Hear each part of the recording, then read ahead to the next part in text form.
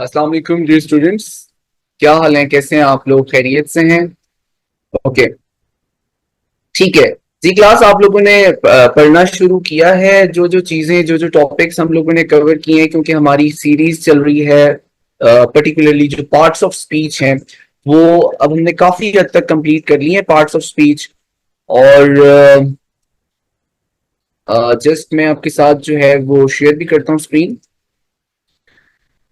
Screen share होगी होगी आप लोगों के साथ। Is it visible? Slides are visible to you guys? Yes, sir. Okay, that's good. So हमने वर्ब से पहले पहले जितनी भी चीजें हैं वो कंप्लीट कर ली हैं। मींस के नाउन इन डिटेल में हमने डिस्कस कर लिया, उसके बाद हमने प्रोनाउन डिस्कस किया, फिर हमने जो है वो एडजेक्टिव्स किए। और अब जो है वो वर्ब हमारा कल की क्लास का पार्ट था, लेकिन ये रह गया था। अभी ये वर्ब्स मैं आपके साथ डिस्कस कर लेता हूँ। और ये जितने भी मैं आपको ये कंटेंट्स बता रहा हूँ, they are really very important from examination point of view. तो ये आप लोगों ने जरूर प्रिपेयर करने हैं बच्चे, ठीक है? First of all let me take the laser pointer over here. Yes. So आज की क्लास में हम जो वर्ब्स की टाइप्स डिस्कस करने जा रहे हैं ये बहुत इंपॉर्टेंट है। मींस हेल्पिंग वर्ब का कॉन्सेप्ट आपको क्लियर होना चाहिए। Then you have to be clear about modal verbs, linking verbs, transitive, intransitive, gerund, participle और इंफिनिटिव। स्टार्ट में शायद हेल्पिंग वर्ब थोड़ा सा इजी होगा। पहले मैं आप लोगों से इनपुट लेता हूँ और उसके बाद मैं बताऊंगा कि ये हेल्पिंग वर्ब्स क्या हैं और क्या नहीं, ठीक है? चलें। लेट मी सी के कौन कौन से स्टूडेंट्स मौजूद हैं यहाँ पे। I think only two students. Number one is Asma is here and Nagina is here. Okay, that's fine. So Nagina बच्चे, मैं आपसे पूछता हूँ, do you know the concept of helping verbs? के एक सेंटेंस के अंदर हेल्पिंग वर्ब्स क्या होते हैं, बता सकती हैं आप? Yes, sir. Is a mar. हाँ, इज एम आर जो होते हैं, और बेसिकली इनका मेन फंक्शन क्या होता है कि ये हेल्पिंग वर्ब जो है वो मेन वर्ब को फैसिलिटेट कर रहे होते हैं। फैसिलिटेट इन द सेंस कि वो मीनिंग बताने में हेल्प आउट कर रहे होते हैं। जैसे मैं आपके सामने कुछ एग्जांपल्स रखता हूं यहाँ पे।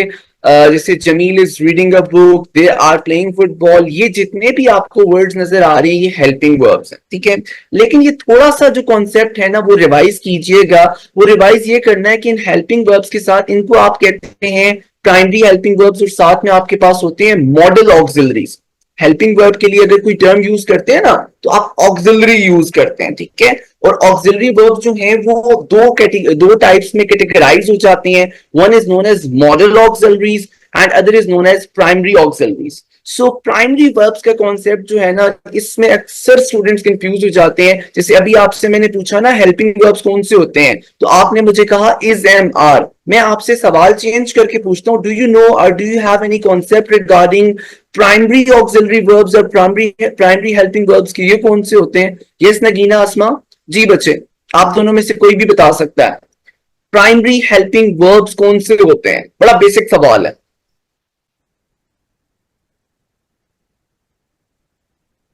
आई थिंक कि आपको ये आइडिया नहीं होगा। मैं आपको बता देता हूं कि प्राइमरी हेल्पिंग वर्ब्स जो हैं बच्चे, याद रखिएगा, दे आर ओनली थ्री। सिर्फ थ्री है। एक बी है, उसके बाद जो है आपके पास हैव है, और फिर डू है। ये तीन प्राइमरी हेल्पिंग वर्ब्स होते हैं। इनमें से डिफरेंट यानी इनकी डिफरेंट फॉर्म्स होती हैं। अभी आपको स्क्रीन पे भी शो हो जाएगा। ये आप देखो, बी, हैव, डू। कभी आपने मैट्रिक के अंदर ये सवाल देखा होगा कि करेक्ट फॉर्म ऑफ वर्ब, और ब्रैकेट में क्या लिखा होता है? लफ्ज बी लिखा होता है, बीई बी। और वहां पे स्टूडेंट कंफ्यूज हो जाता है कि ये तो बी लिखा है, अब मैं से क्या बनाऊं? तो ये नहीं पता होता कि बी की डिफरेंट फॉर्म्स हैं, like is, am, are, was, were, been, being, will be, ये सारी। इसी तरह हैव की डिफरेंट फॉर्म्स हैं, have, has, had, will have. इसी तरह डू की फॉर्म है डू, डिड, डज। ये बेसिक कॉन्सेप्ट्स आपको प्राइमरी हेल्पिंग वर्ब्स का जरूर होना चाहिए। अगर ये होगा तो आप काफी अच्छे से पेपर को अटेम्प्ट कर सकते हैं, पूछा भी जाता है पेपर में, ठीक है?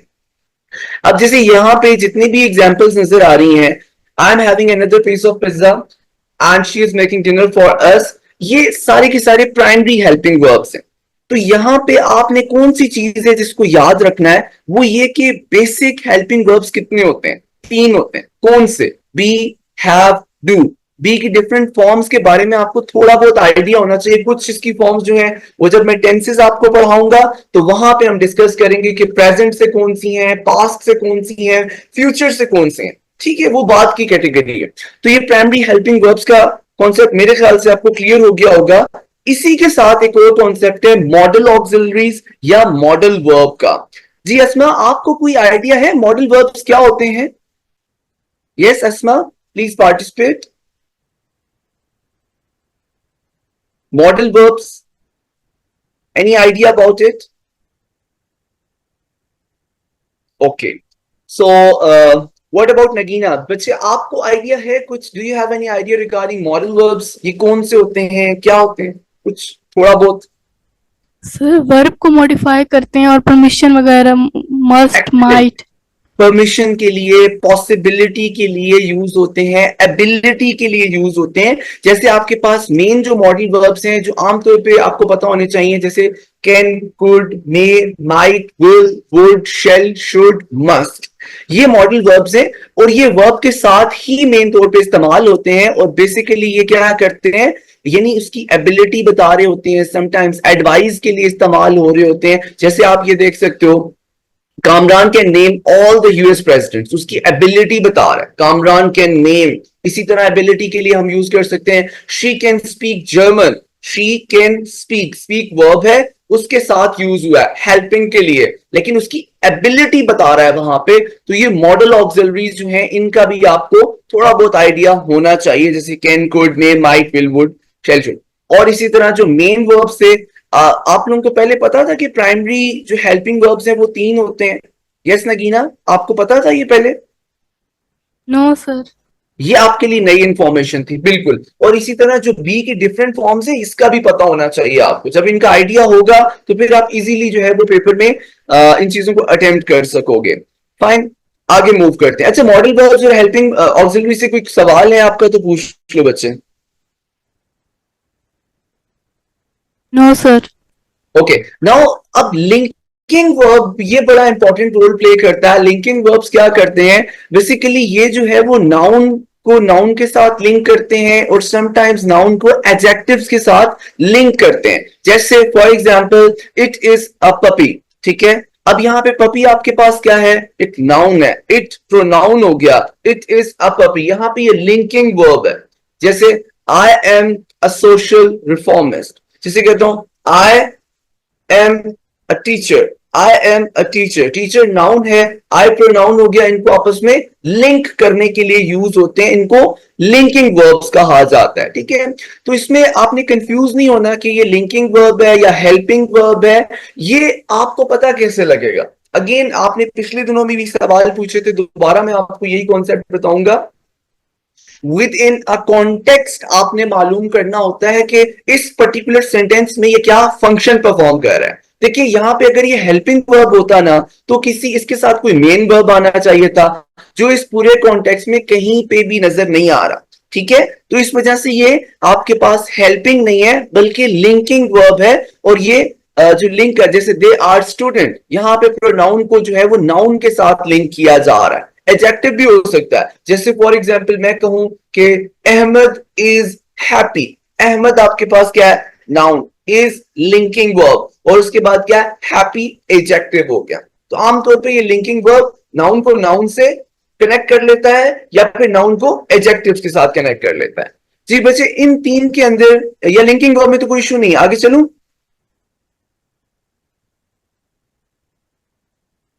ये शारिक आपने भी ज्वाइन, सॉरी शकीला ज्वाइन, लेकिन वो वहां से मूव हो गई, रिमूव हो गई।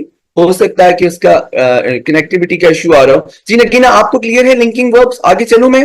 Yes sir. ओके, जो सवाल हो साथ साथ पूछ लेना है आपने। अब मैं आपसे सवाल पूछता हूं कि ट्रांजिटिव वर्ब की हेडिंग है, ट्रांजिटिव वर्ब्स कौन से होते हैं? कोई आइडिया आपका, बैकग्राउंड नॉलेज है इसके बारे में, कोई इंफॉर्मेशन हो आपके पास? जी सर जिसमें वर्ब होता है, ऑब्जेक्ट ऑब्जेक्ट। हाँ, yes you are right now. So जिसके अंदर क्या होता है, ऑब्जेक्ट होता है। सो जिसमें ऑब्जेक्ट होता है उसको आप ट्रांजिटिव वर्ब कहते हैं, यानी कि सब्जेक्ट, उसके बाद वर्ब, वर्ब के बाद क्या होना चाहिए, ऑब्जेक्ट होना चाहिए। ये पेपर में अक्सर पूछा जाता है, एक वर्ब अंडरलाइन होता है और नीचे ऑप्शंस दिए होते हैं, बताएं जी ये ट्रांजिटिव वर्ब है, इंट्रांजिटिव वर्ब है, लिंकिंग वर्ब है, क्या है। वहां पे आपने यानी कि अगर ये सारी चीजें समझी होंगी तो आसानी से आप उसको अटेम्प्ट कर लोगे। अच्छा, अब देखो, she played the piano, Amna eats pizza, Kaleem bought a shirt, they love cricket. अब ये जितने भी आपको सेंटेंसेस यहां पे नजर आ रहे हैं, ये सारे के सारे इनके अंदर जो पर्पल कलर में है, ये सब क्या है? ट्रांजिटिव वर्ब है, ट्रांजिटिव वर्ब। क्यों है? वाई? इसकी मेन रीजन ये है कि इन सब में क्या आ रहा है? ऑब्जेक्ट आ रहा है। जिसमें ऑब्जेक्ट आ जाए तो वो जो होता है वो ट्रांजिटिव वर्ब होता है, और जिसमें ऑब्जेक्ट ना हो वो इनट्रांजिटिव कहलाता है। एक और टेक्निक भी होती है इसको अंडरस्टैंड करने के लिए, लाइक जैसे यहां पे लिखा हुआ है शी प्लेड द पियानो। अब अगर इसको पैसिव वॉइस का आपको थोड़ा बहुत अगर कॉन्सेप्ट है, जब इसका पैसिव वॉइस आसानी से बन सकता है, the piano was played by her, like this, ठीक है। और जिनका यानी कि वापस रिवर्सल हो जाए, यानी पैसिव वॉइस बन जाए, तो वहां से भी आप अंदाजा लगा सकते हैं कि ट्रांजिटिव वर्ब है, क्योंकि पैसिव वॉइस सिर्फ और सिर्फ ट्रांजिटिव वर्ब्स का बनता है। Why?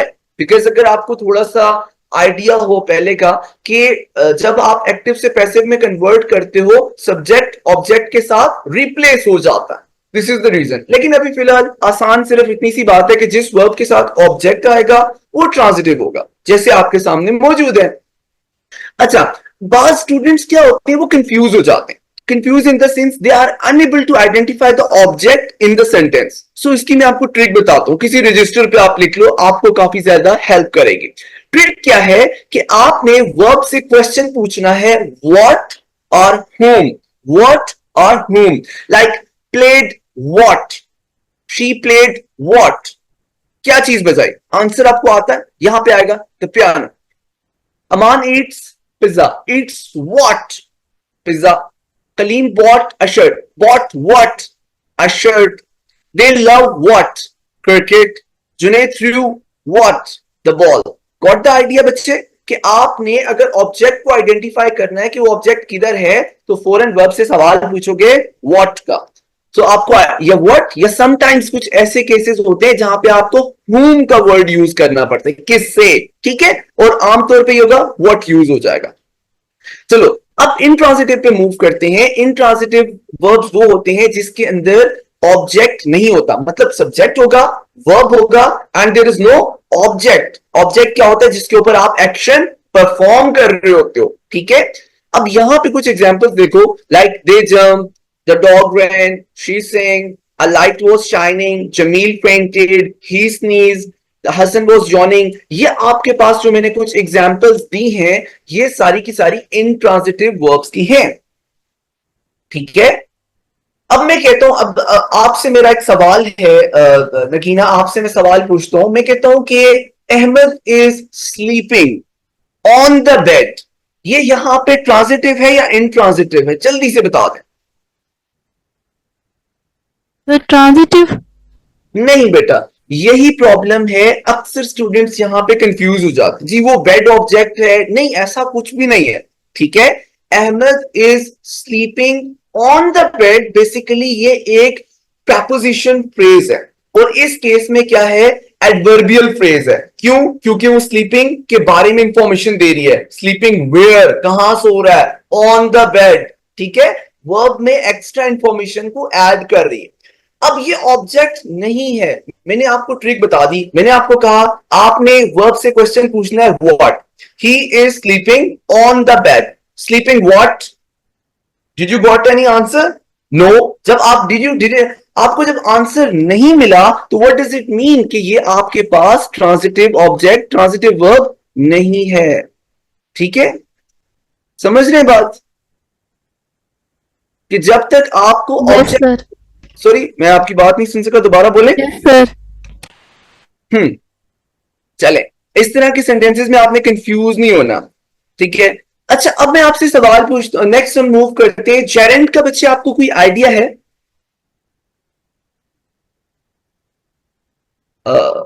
Yes sir Geraint, noun के साथ आईएनजी। Very good. नाउन के साथ नहीं, वर्ब के साथ। वर्ब के साथ जब आईएनजी आ जाता है देखने में आपको लगेगा कि वो वर्ब है, ठीक है, लेकिन वो सेंटेंस के अंदर कोई नाउन के तौर पे काम कर रहा होगा। नाउन क्या होता है? किसी चीज का नाम, यानी किसी प्रोसेस के नाम की तरफ रेफर कर रहा होगा। But apparently at the first place जब आप उसको देखोगे you will observe it as a verb, but in fact it will not be a verb. वो क्या होगा? जेरेंड होगा, क्योंकि वो फंक्शन क्या परफॉर्म करेगा नाउन का। एग्जाम्पल से क्लियर हो जाएगा। Writing is an exchange of ideas. So यहां पे किसी एक्शन की बात नहीं की जा रही, एक प्रोसेस की बात की जा रही है, लिखना। Writing is an exchange of ideas, ठीक है। Dancing is great fun. Smoking is bad for your health. I love reading. Do you enjoy swimming? The car managed to avoid hitting. Let's start driving. ये जितने भी words आपको नजर आ रहे हैं basically देखने में लग रहा है कि वर्ब है, क्योंकि वर्ब के साथ आईएनजी लगा हुआ है। बट सेंटेंस के अंदर ये फंक्शन क्या परफॉर्म करे? नाउन का। नाउन मींस नाम है, किसी प्रोसेस का नाम है। यहां डांसिंग एक आर्ट है, राइटिंग आर्ट है, स्मोकिंग एक प्रोसेस का नाम है, रीडिंग अगेन एक आर्ट है, स्विमिंग एक आर्ट आ जाएगा आपके पास, ठीक है। Do you enjoy swimming? Hitting process का नाम है, गाड़ी का टकराना, लाइक दिस, ठीक है। एंड लेट्स स्टार्ट ड्राइविंग एक चीज का नाम है। अब समझ में आ गया बच्चे आपको? नगीना? Yes sir. ओके, चैरेंट क्लियर हो गया। जो अगर आपको कोई कंफ्यूजन है, माइंड में किसी किस्म का सवाल आता है, डू आस्क, आप पूछोगे, लर्न कर जाएंगे। इन्फिनेटिव पे मूव करते हैं जी। इन्फिनेटिव का कोई आपको आइडिया है इससे पहले? इन्फिनेटिव क्या होता है? वर्ब की फर्स्ट फॉर्म साथ आते हैं। वर्ब की फर्स्ट फॉर्म, और उससे पहले क्या आता है? टू। शाबाश, ठीक है, टू आता है वर्ब की फर्स्ट। जैसे हम उर्दू में कहते हैं ना, वर्ड्स लिखते हैं, उर्दू में एक वर्ड यूज होता है मस्दर, जैसे खाना, ना ना आखिर में आता है, खाना, पीना, सोना, जागना, पढ़ना, ना आखिर में आता है। तो इसी तरह जब आप इसको इंग्लिश में ट्रांसलेट करते हैं, मैं आपसे पूछता हूं, खाना इसकी इंग्लिश क्या होगी नगीना? खाना? ईटिंग। गलत। ईटिंग का मतलब होता है खा रहा। ईटिंग आईएनजी लग गया ना, रहा रही रही आते, खा रहा जी। एक दफा दोबारा अटेम्प्ट करें।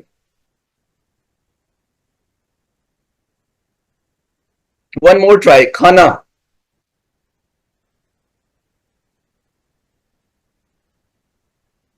यस? जी सर। मैं कह रहा हूं एक दफा दोबारा अटेम्प्ट करें कि जैसे खाना है, आपने कहा ईटिंग, मैंने कहा वो खा रहा होता है। ईटिंग मीन्स खा रहा। खाना, खाने की इंग्लिश होगी ना आखिर में आ रहा है ना, तो इंग्लिश में जब आप इन वर्ड्स को ट्रांसलेट करना होता है, लाइक खाना, पीना, सोना, इनके पहले टू लग जाता है और इन्हीं को इन्फिनेटिव कहा जाता है। To eat, to drink, to write, like this, इस तरह के वर्ड्स होते हैं। अब an infinitive is a form of a verb that appears in its basic form and it is preceded by to, इससे पहले टू आता है। अब जैसे इसके डिफरेंट स्ट्रक्चर्स हैं, वर्ब फिर इन्फिनेटिव आ सकता है। We plan to take a holiday, we decided to stay at home. Verb plus noun, मतलब इन्फिनेटिव की बात यह कि इन्फिनेटिव क्या है? She wanted the children to learn the piano, और लास्ट में क्या? I told him to ring the police. To ring, to learn, to stay, to take, इस तरह के जो वर्ड्स होंगे वर्ब की फर्स्ट फॉर्म और उससे पहले टू, इसको आप क्या कह देते हो? इन्फिनेटिव कह देते हो। उर्दू में क्या कहते हैं? मस्दर कहते हैं। उर्दू में जिस तरह के वर्ड्स हैं, खाना, पीना, पढ़ना, जिनके आखिर में ना आता है, उसको जब इंग्लिश में ट्रांसलेट करते हो तो वो to eat, to drink, to run, to write, इस तरह से हो जाता, और ये इन्फिनेटिव कहलाता है। पेपर में बाज का ये टू ईट या to take, to stay underline होगा, वहां पे आपसे पूछा जाएगा क्या ये जेरेंट है, क्या ये इन्फिनेटिव है, क्या ये जो है वो पार्टिसिपल है। तो अगर आपने पढ़ा होगा तो आप फौरन से बता दोगे yes it is N infinitive. अच्छा, अब इन्फिनेटिव के बाद हम नेक्स्ट मूव करते हैं। शकीला ने भी हमें ज्वाइन कर लिया है, ठीक है बच्चे। थोड़ा सा आप लेट हो गए हो क्लास के लिए, लेकिन नो वरीज। अच्छा, अब हम पार्टिसिपल को पढ़ते हैं। आप पार्टिसिपल अंडरस्टैंड करो, फिर क्वेश्चन आंसर के सेशन भी हम करेंगे। सो नगीना, मुझे आप बता सकते हैं पार्टिसिपल के बारे में, क्या आपके पास इंफॉर्मेशन है? पार्टिसिपल क्या होते हैं?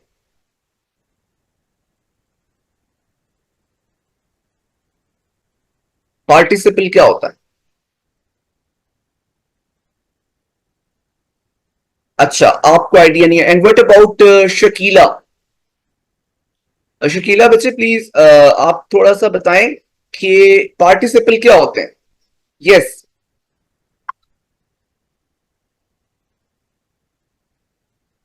शायद आवाज नहीं पहुंच पा रही।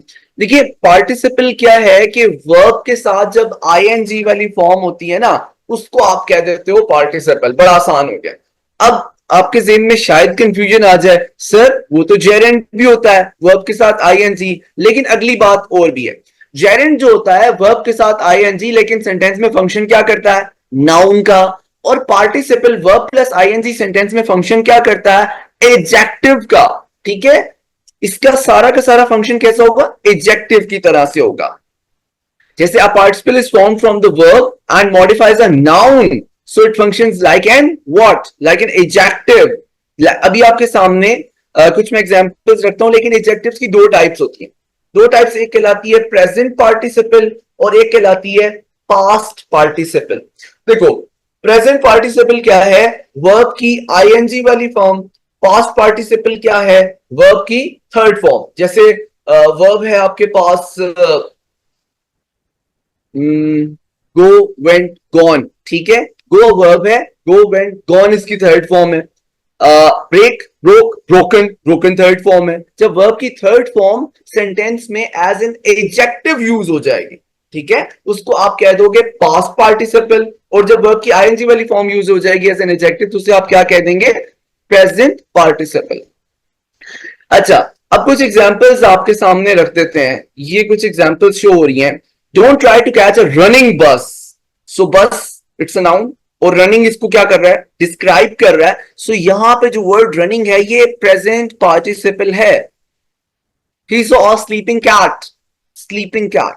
ठीक है, स्लीपिंग यहां पे क्या? प्रेजेंट पार्टिसिपल है, क्योंकि ये क्या फंक्शन परफॉर्म कर रहा है? बेसिकली एग्जेक्टिव का फंक्शन परफॉर्म कर रहा है, कैट को मॉडिफाई कर रहा है। नेक्स्ट आप यहां पे देखते हो, अगली एग्जांपल क्या है? अ बर्न्ड चाइल्ड ड्रेड्स फायर। अ बर्न्ड चाइल्ड, तो बर्न्ड क्या है? वर्ब की थर्ड फॉर्म आ गई, बर्न्ड। इसी तरह it is N advertised product, verb की थर्ड फॉर्म आ गई, एडवर्टाइज्ड। ठीक है जी स्टूडेंट्स। नगीना आप ही, आप हैं और दूसरा शकीला। यस नगीना, आपसे सवाल पूछते हैं। जी बच्चे बताओ, पार्टिसिपल के अंदर प्रेजेंट और पास्ट पार्टिसिपल का कॉन्सेप्ट आपको क्लियर हो गया, समझ आ गया, या कोई इसमें डाउट है तो बताएं। No sir. आपको क्लियर है? और शकीला आप तक मेरी आवाज आ रही है? Can you hear me?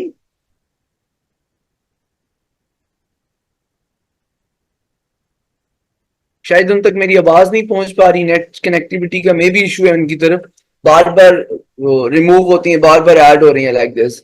अच्छा, अब मैंने आपको मेन वर्ब्स की तमाम टाइप सिखा दी हैं। इससे बाहर पेपर में मोस्ट प्रोबेबली कुछ भी नहीं आने वाला। अगर वर्ब यानी वर्ब्स की बात करते हैं ना आप, तो वर्ब के अंदर वो या तो लिंकिंग वर्ब पूछेंगे, या फिर आपसे जो है वो लिंकिंग वर्ब के बाद जो है वो क्या नाम, ट्रांजिटिव वर्ब है, इंट्रांजिटिव वर्ब है। ठीक है, उसके बाद जेरेंट वर्ब की टाइप आ जाती है, जेरेंट है, इन्फिनेटिव है, पार्टिसिपल है। यही चीजें ये जो मैंने आपको 7-8 डिफरेंट टाइप्स बताई हैं, इनका अगर कॉन्सेप्ट क्लियर है तो आपको कोई इश्यू नहीं हो सकता पार्ट्स ऑफ स्पीच में, खासतौर पे वर्ब्स के अंदर। अच्छा, यहां पे मैं आपके सामने कोई एक्टिविटी लेकर आया हूं। Swimming is my favourite activity. So swimming यहां पर क्या है? Yes, is it a transitive verb, intransitive verb, gerund, participle और infinitive? Yes Nagina, gerund. Very good, it's in gerund. Next पे आए जी, शी एंजॉयज रीडिंग। क्या है जल्दी से बताएं।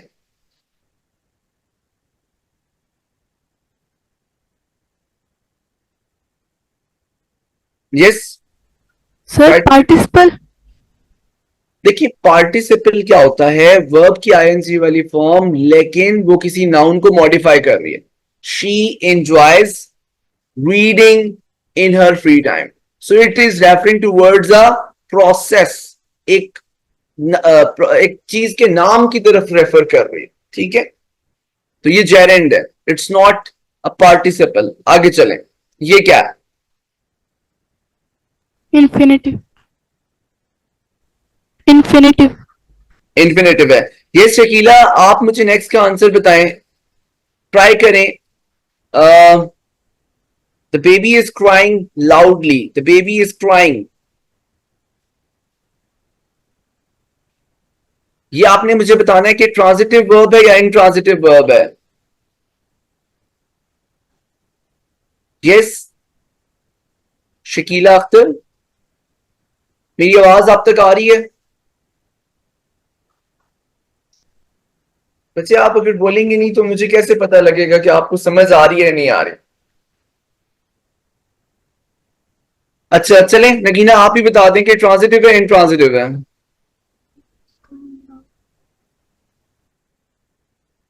दोबारा बोले, आवाज नहीं आई मेरी तक. शायद पता नहीं क्यों नहीं आवाज आ रही. आई थिंक कोई इश्यू आ गया कनेक्टिविटी में. चले जो भी है, तो यहां पे जो आपके पास आंसर है वो है intransitive verb. It's an intransitive verb क्योंकि एक्शन ट्रांसफर नहीं हो रहा, आगे ऑब्जेक्ट कोई नहीं है यहां पे. नेक्स्ट हम मूव करते हैं. She bought a new dress. Yes bought क्या है, ट्रांजिटिव इंट्रांजिटिव?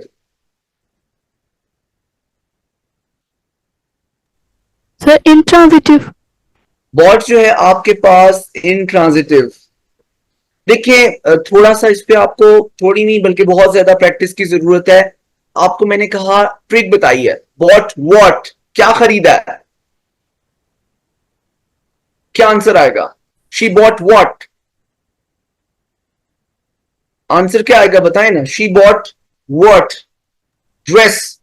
तो यहां पे ऑब्जेक्ट है और जहां पे ऑब्जेक्ट होता है वो क्या होता है, ट्रांजिटिव. ठीक है, इसलिए आप थोड़ा सा प्रैक्टिस करोगे ठीक हो जाएगा. We decided to visit the museum. To visit infinitive है, फौरन से पता लग जाएगा. He slept peacefully throughout the night. Yes slept क्या है, ट्रांजिटिव इंट्रांजिटिव?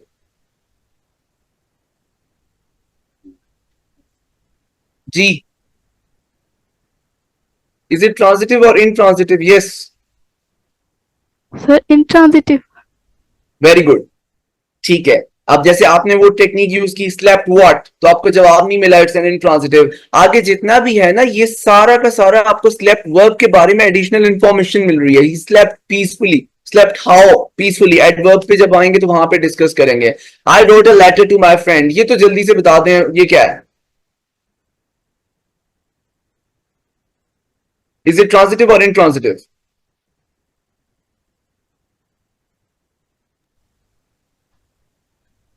Sir transitive.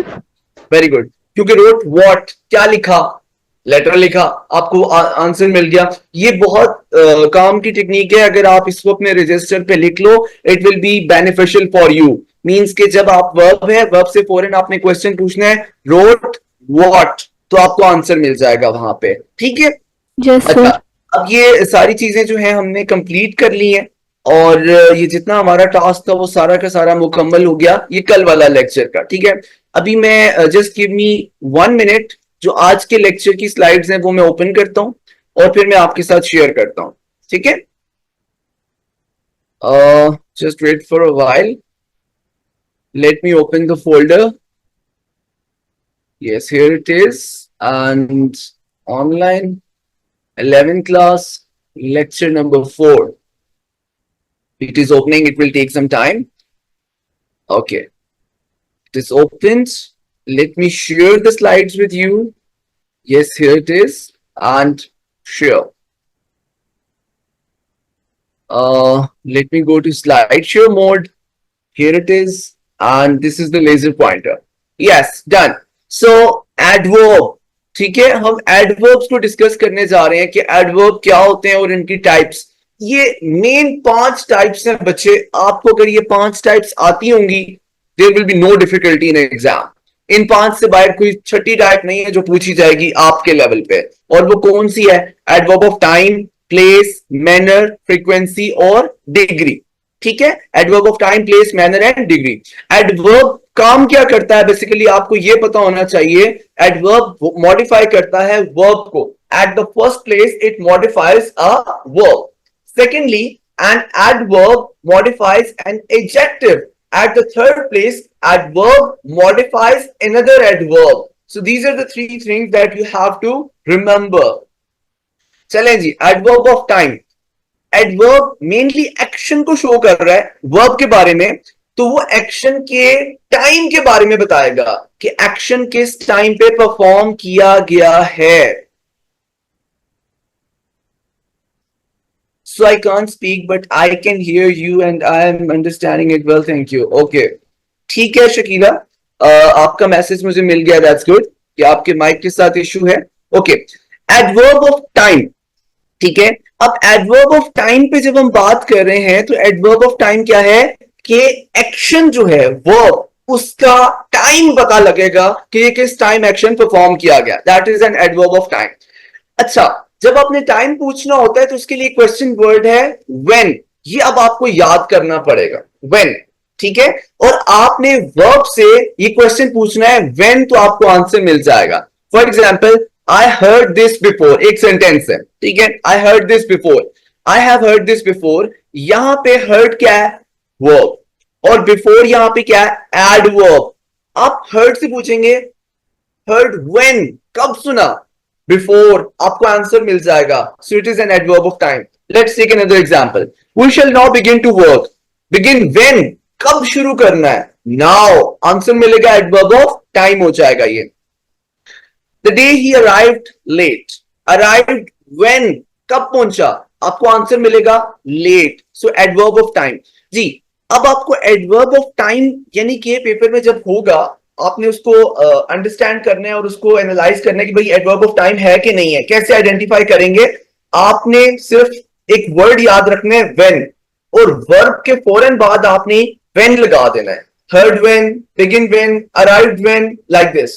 सो आपको फौरन पता लग जाएगा कि एडवर्ब ऑफ टाइम है. जी बच्चे, एडवर्ब ऑफ टाइम क्लियर है? Yes sir. आवाज नहीं आई? सर. ओके. यस. ठीक है, ठीक है, दैट्स ओके. हम एडवर्ब ऑफ टाइम के बाद नेक्स्ट मूव करते हैं एडवर्ब ऑफ प्लेस के लिए. ठीक है. और यहाँ पे दूसरी पार्टिसिपेंट जो है वो शकीला भी मौजूद है. बच्चे, if you have any question आप डायरेक्टली जो है वो टेक्स्ट कर सकते हो. टेक्स्ट लिख के अपना क्वेश्चन पूछोगे, I will try to answer that. Okay. So adverb of place पे चलते हैं.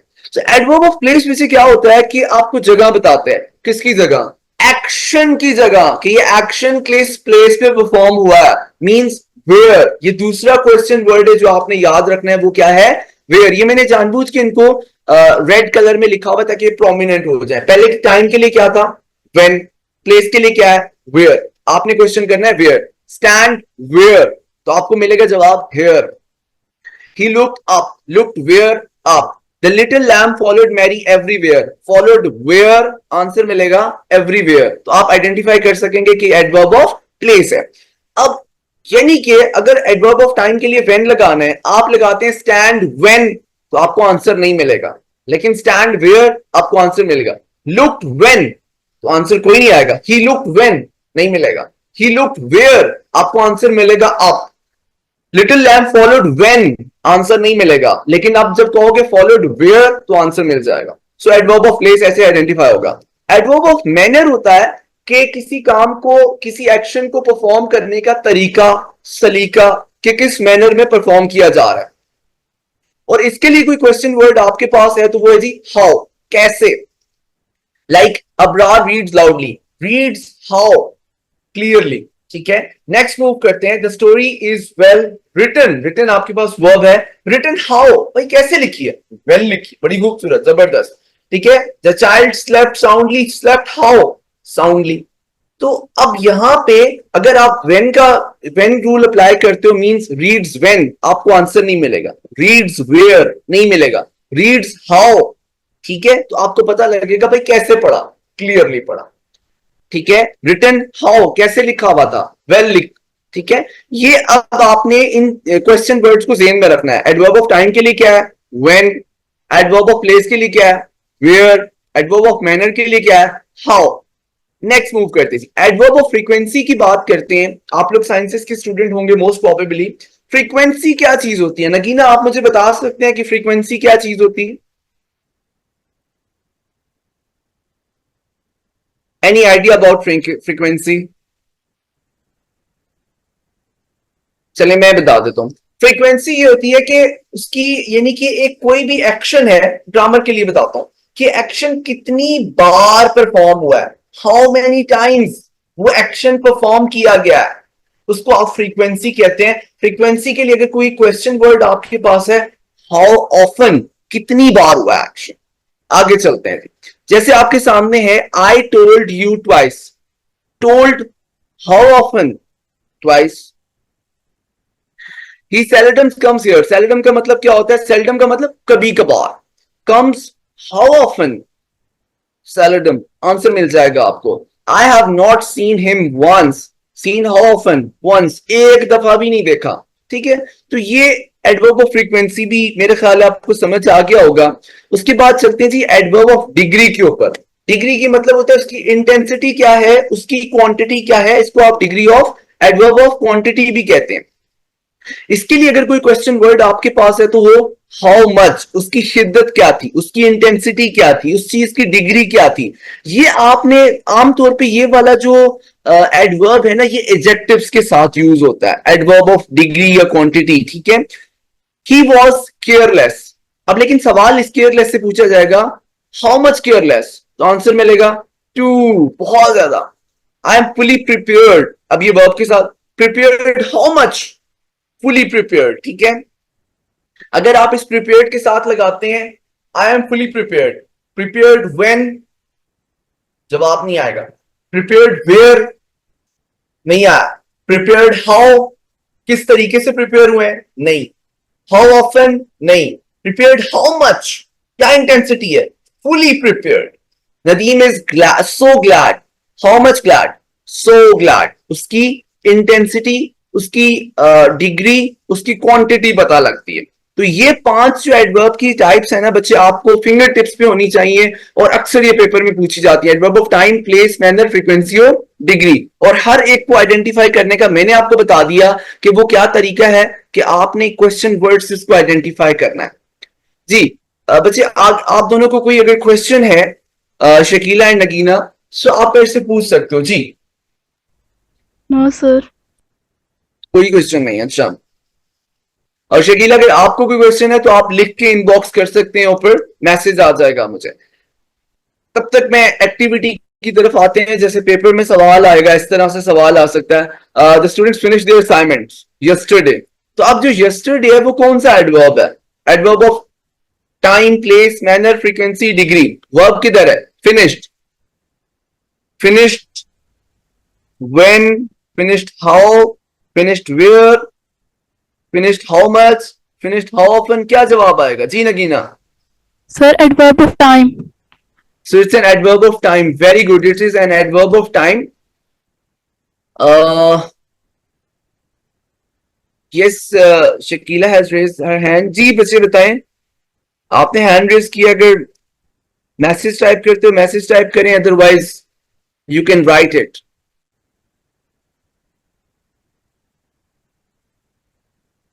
ओके, चले, आपने नगीना सही आइडेंटिफाई कर लिया। जो बच्चे आपकी डाउट है वो आप टाइप करके भेज दें मुझे। He sometimes studies in library. He sometimes studies in library. Yes. Shakeela आप इसका आंसर टाइप करके बताएं कि एडवर्ब ऑफ क्या है? Adverb of time, place, manner, frequency, degree क्या है?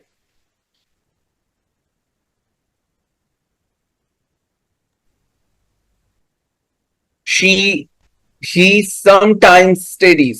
स्टडीज वर्ब है, और वर्ब जो है वो क्या है? Sir adverb of frequency. हाँ, शकीला कह रही है एडवर्ब ऑफ प्लेस है। नहीं, एडवर्ब ऑफ प्लेस नहीं है, आपके पास एडवर्ब ऑफ फ्रीक्वेंसी है। ठीक है, ठीक है शकीला, इस पे थोड़ा सा आप समझेंगी, बात क्लियर हो जाएगा। स्टडीज हाउ ऑफन, समटाइम्स, कभी कभार। उसकी फ्रीक्वेंसी, एक्शन को कितनी बार परफॉर्म किया जा रहा है, कभी कभार। So sometimes, it's an adverb of frequency. Very clearly क्या है जी? मैं सर बता दूं। Adverb of degree. Very good, adverb of degree है। She dance gracefully, adverb of, adverb of जी, danced how, adverb of manner. It's adverb of manner. Yes, adverb of manner है answer. आपने भी लिखा है एडवर्ब ऑफ मैनर है। Yes, आपने अब ठीक कहा है, सही, वेरी गुड, शाबाश। अच्छा, अब ये एडवर्ब्स की कहानी खत्म हो गई। एडवर्ब के बाद हमारे पास प्रेपोजिशन आ जाती है, और 5 मिनट रह गए हैं। प्रेपोजिशन पे मैं इतना ज्यादा टाइम नहीं लगाऊंगा, लेकिन आज के लेक्चर का पार्ट है, इसको मैं खत्म करना चाहता हूँ ताकि कल का जो हमारा लेक्चर होगा उसमें मैं आपसे कंजंक्शंस के ऊपर बात करूंगा, इंटरजेक्शंस पे बात करूंगा, और आपके लिए कुछ एमसीक्यूज लेकर आऊंगा। 10-15 एमसीक्यूज होंगे, 20 एमसीक्यूज होंगे, जो आप लोगों ने यहाँ पे मुझे बताना होगा, और फिर नेक्स्ट वीक से जो है हम बुक को स्टार्ट करेंगे। अगर आपने ये बुक नहीं खरीदी है ये वाली, तो प्लीज इसको खरीद लें। मैंने आपके साथ जो है वो इसकी सॉफ्ट कॉपी भी शेयर की थी। अगर सॉफ्ट कॉपी आप जो है वैसे नेशनल बुक फाउंडेशन के ऊपर जाएं, वेबसाइट पे जाएं, तो वहां से आपको ये पीडीएफ डाउनलोड हो जाएगी। इसके फर्स्ट चैप्टर से हम स्टार्ट करेंगे, ठीक है? क्योंकि साथ साथ हमने कॉम्प्रीहेंशन पे भी काम करना है, ग्रामर पे भी, कॉम्प्रीहेंशन पे भी, पेपर पैटर्न को देख के चलना है, ताकि आप लोग अच्छा स्कोर कर सको। प्रेपोजिशन ऑलरेडी आपको पता है कि ये पोजीशन बताता है, मैं इस पे ज्यादा टाइम नहीं लगाऊंगा। इसी तरह प्रेपोजिशन ऑफ टाइम होती है, जो टाइम के बारे में बता रही होती है। एट, इन, ऑन, सब ये टाइम के साथ आ रहा है। At 10 AM in December, on 25 October. इसी तरह आपके पास एडवर्ब ऑफ प्लेस होता है, सॉरी एडवर्ब नहीं, प्रेपोजिशन ऑफ प्लेस होती है, और प्रेपोजिशन ऑफ डायरेक्शन होती है, यानी वो प्लेस बता रही है और एक में डायरेक्शंस बता रही है। तो आप ये वाली जितनी भी प्रेपोजिशंस हैं, ये सारी की सारी बेसिकली किसके साथ डील करती हैं? आपकी प्रैक्टिस के साथ। जितना ज्यादा आप प्रैक्टिस करोगे, जितना ज्यादा आपकी रीडिंग होगी, इतने अच्छे तरीके से आप प्रेपोजिशंस को प्लेस कर सकते हो। इनके कोई hard and fast and fix rules नहीं है जिनको आप फॉलो करेंगे। अब मैं आपसे जैसे एग्जाम्पल के तौर पे ये पूछता हूं, देखें, we will meet dash 5 o'clock in the evening. क्या आंसर हो सकता है? एट लेकिन ना, हाँ, एट शाबाश। अब आपका देखिए, ये क्योंकि बेसिक लेवल पे था, इसी तरह के पेपर में एमसीक्यूज आते हैं जिसमें आपने अटेम्प्ट करना होता है। एट, ठीक है? अब ये शकीला आपने बताना है कि इसका राइट ऑप्शन क्या होगा। The cat is hiding dash the table. जी टाइप करें और मैं वेट कर रहा हूं। Yes, she typed under. Very good, very good, शाबाश बेटा। ठीक है, आपने सही बताया। Here the right answer is under. Next पे आ जाते हैं। She walked dash the park to the library. क्या होगा नगीना, आप बताएं। In, over, through. Sir very through good. हाँ, थ्रू आपने ठीक बताया। आपसे पहले जो है वो शकीला ने बाय मैसेज बता दिया था, बिल्कुल थ्रू है। इसी तरह ये इतने डिफिकल्ट नहीं है, ठीक है? जैसे the meeting starts dash Noon on Monday. क्या राइट आंसर हो सकता है?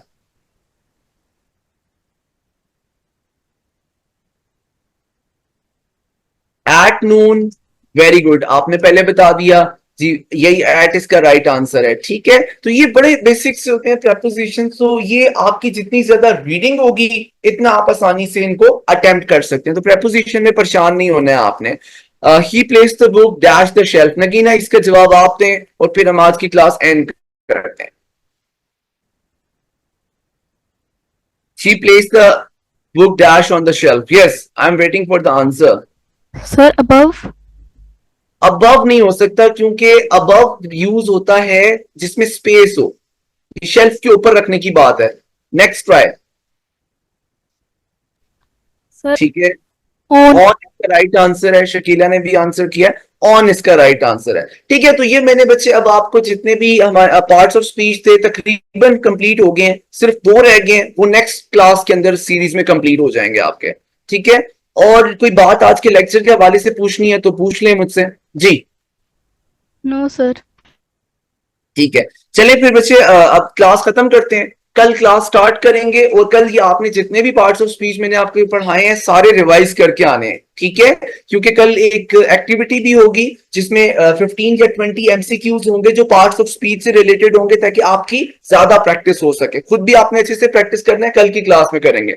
और books over the weekend please खरीद लें ओवर द वीकेंड, ताकि ये जो है हम किताब से भी पढ़ना शुरू करें, और नेक्स्ट वीक में हम चैप्टर स्टार्ट करेंगे। ठीक है बच्चे, अपना ख्याल रखें, और कल की क्लास में मुलाकात होगी आपसे। अल्लाह हाफिज।